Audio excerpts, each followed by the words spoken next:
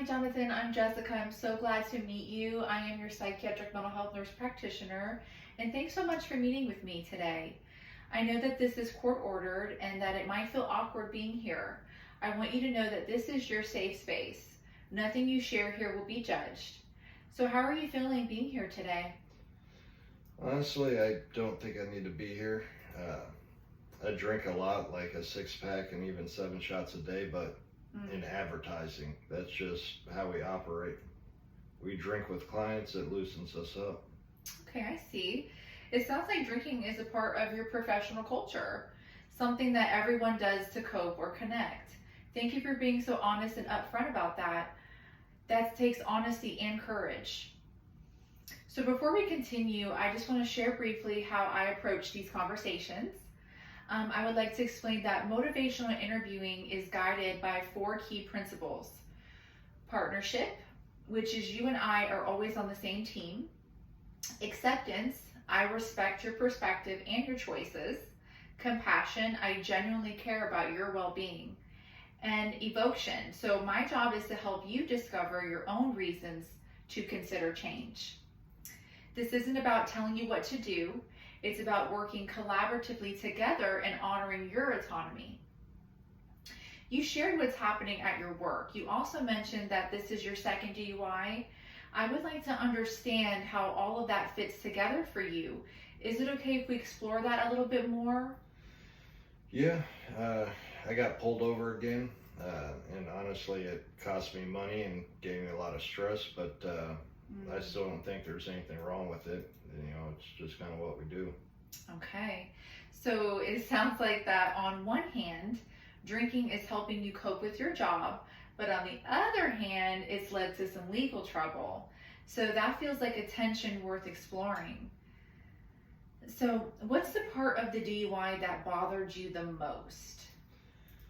Well, probably losing my driving privileges again. I already lost it once. My boss gave me a warning, and my wife is upset, so that's pretty bad, I guess. I understand. And that sounds like serious consequences at work, in your relationship, and legally. So this must be weighing heavy on you. What do you like most about drinking, and what's the downsides? Well, I like the stress relief and the client bonding, which is a big part of it. And then, but the mornings I feel like crap when I wake up, and seeing the court letter scares me, of course. Yeah, absolutely. So it both helps you unwind, but it's also weighing you down.